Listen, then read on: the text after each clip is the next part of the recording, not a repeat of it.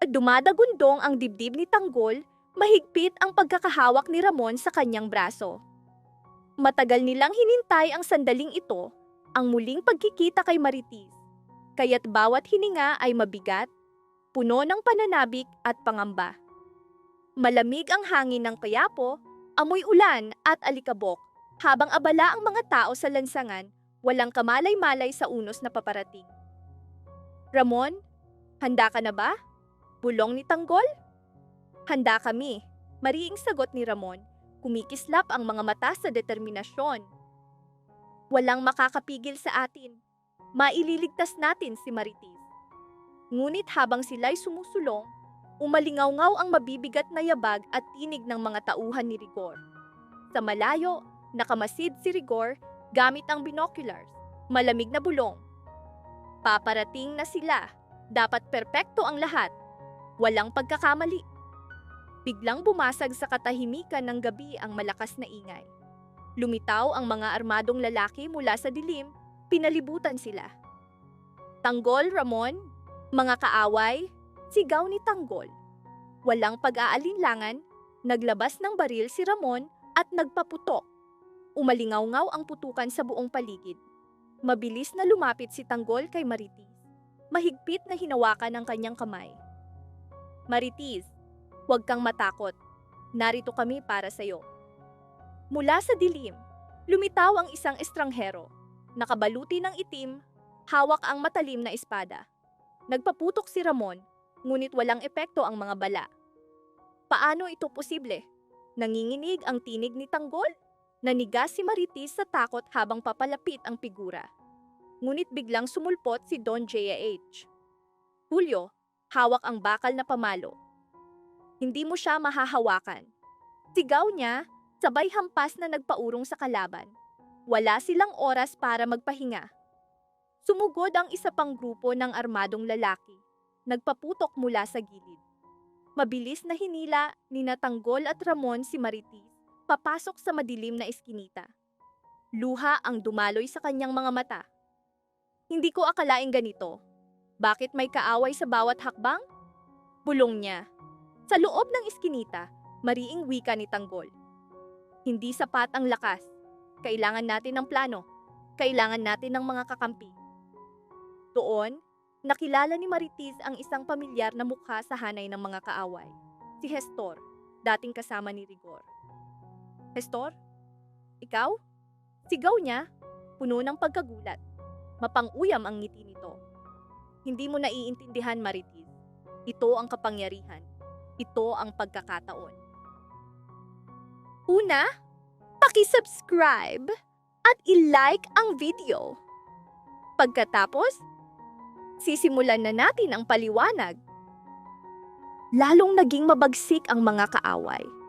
Nagkaaberya ang baril ni Ramon habang tinakpan ni Tanggol si Marites ng kanyang katawan. Bawat segundo'y parang walang hanggan, papalapit ang kamatayan. Ramon, kailangan nating protektahan siya. Hindi dapat masaktan si Marites, panata ni Tanggol. Biglang sumabog ang bomba malapit. Yumanig ang lupa, bumalot ang usok at alikabok. Sa kaguluhan, naiwan si Marites, nanginginig, luha ay dumadaloy. Pilit na lumalaban si Tanggol at Ramon. Marites, hawakan mo ang kamay ko, sigaw ni Tanggol. Ngunit bago niya magawa, lumitaw ang katotohanan. Ang nakabaluting kalaban ay si Amir, dating kaibigan ni Tanggol, ngayoy alipin ng kapangyarihan ni Rigor.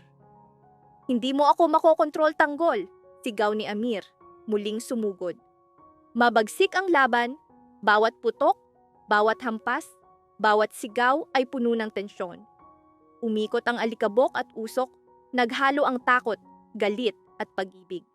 Sa sandaling iyon, dumating si Don Julio kasama ang mga pulis, handang harapin si Rigor at ang kanyang mga tauhan. Nagwakas ang kaguluhan sa pagkakahuli kay Amir at pag-atras ni Hestor mula kay Marites. Ngunit alam ng lahat na pansamantala lamang ang tagumpay. Nakamasid si Rigor mula sa anino, nakangisi ng malupit. Hindi pa ito tapos. Muli tayong magkikita, bulong niya. Sa bubungan, hingal na hingal si Ramon at Marites.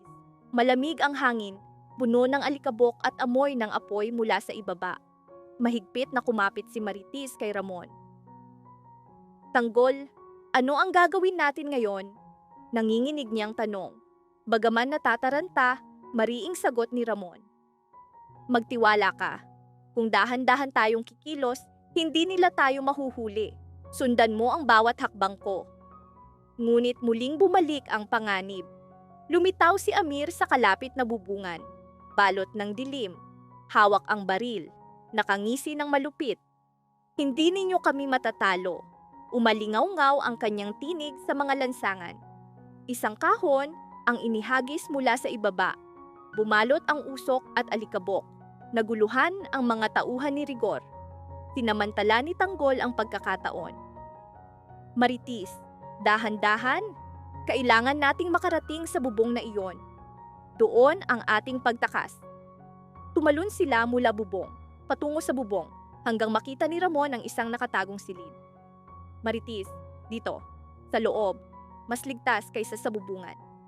Pagpasok nila, nagulat sila. Ito pala ang command center ni Rigor. Mga mapa, dokumento at armas na nakakalat.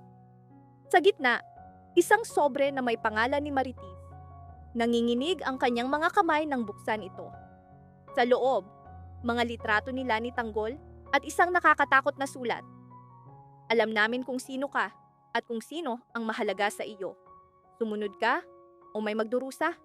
Magpasya bago maubos ang oras. Nabalot sila ng takot. Si Amir ba? O si Rigor mismo? Mariing wika ni Tanggol.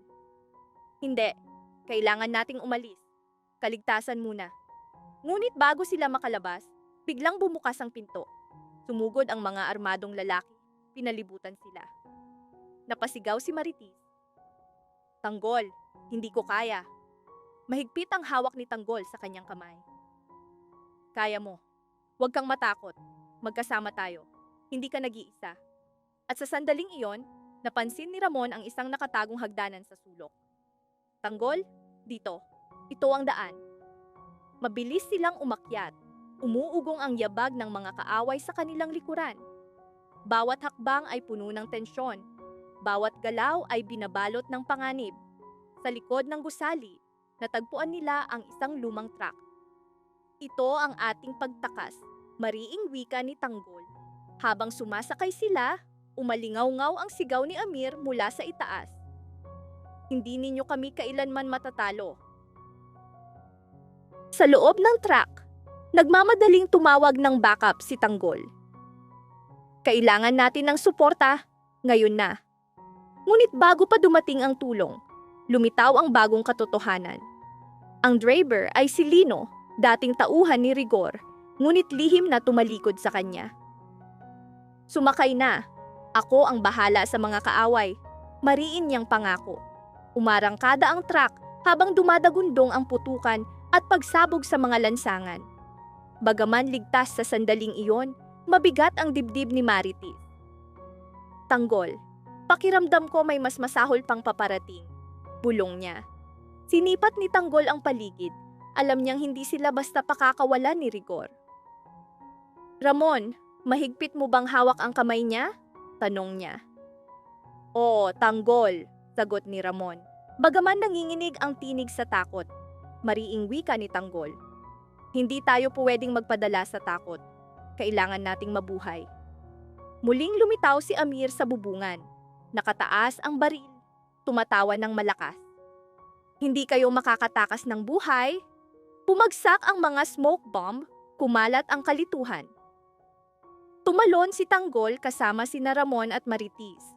Bawat hakbang ay tila pakikipaglaro sa kamatayan. Natisod sila sa isang lumang gusali kung saan natuklasan ang isang lihim na silid, mga plano ni Rigor, mga sulat na naglalayong wasakin ang mga pamilya. Napaluha si Marites. Hindi ko akalaing ganito katindi. Mahigpit na hinawakan ni Ramon ang kanyang kamay. Mariin ang tinig ni Tanggol. Hindi pa tapos ang laban. Mas mabibigat pa ang darating. Isang katok ang nagpatigil sa kanilang mga puso. Pumasok ang isang misteryosong babae. Kumikislap ang mga mata. hawak ang sobre. Hindi pa tapos ang laban ninyo. Hindi si Rigor lang ang kaaway ninyo. Mas malalakas na puwersa ang paparating. At agad siyang naglaho, iniwan ng sobre. Sa loob nito, nakasaad ang mga lihim na plano ni Rigor, ang kanyang mga tauhan, estratehiya, at si Amir bilang kanyang sandata. Mariin ang tinig ni Tanggol. Ramon, Maritis, kailangan nating tumakas. Maghanap ng sasakyan. Ngunit bago sila makagalaw, bumagsak mula sa bubungan ang 5 tauhan ni Rigor. Umalingaw-ngaw ang putukan, bumalot ang usok. Matindi ang paglaban ni Tanggol, tinakpan ang kanyang mga kasama. Napasigaw si Maritis. Tanggol, hindi ko na kaya. Mahigpit ang hawak ni Tanggol sa kanyang kamay, luha ang dumaloy sa kanyang mga mata. Ligtas ka? Hindi kita mawawala. Sa wakas, nakarating sila sa lansangan. Naghihintay ang isang truck. Ito ang ating pagtakas. Sigaw ni Tanggol. Habang sumasakay sila, lumitaw si Rigor at ang kanyang mga tauhan. Umarangkada ang truck, ngunit mula sa anino, lumitaw ang isang dating kakilala. May sariling laro. Inabot niya kay Tanggol ang isang sobre. Sa loob, mas madidilim na katotohanan, koneksyon ni Rigor sa gobyerno. Plano niyang pabagsakin ang merkado at ang hindi inaasahang alyansa ni Amir. Huminga ng malalim si Tanggol. Ramon, Maritis, kailangan nating magtiwala sa isa't isa. Ang laban na ito ay hindi lang laban kay Rigor, kundi laban sa mas malalaking puwersa. Mariing sagot ni Ramon. Handa kami. Tumango si Maritis. Takot ang mga mata, ngunit matatag ang puso. Umusad ang truck sa dilim ng gabi. Nanatili ang kamera sa madidilim na lansangan. Mula sa anino, lumitaw ang isang dambuhalang figura. Hawak ang isang lihim na kayang baguhin ang lahat. Hindi pa tapos ang digmaan. Lalong lumalapit ang panganib. At sa bawat puso, takot, pag-ibig, at tapang ang sabay na nagliliyab ang tunay na diwa ng isang dramatikong saga. Magkita tayo sa susunod na video. Mag-subscribe kayo lahat, i-like ang video, at manatiling nakaantabay.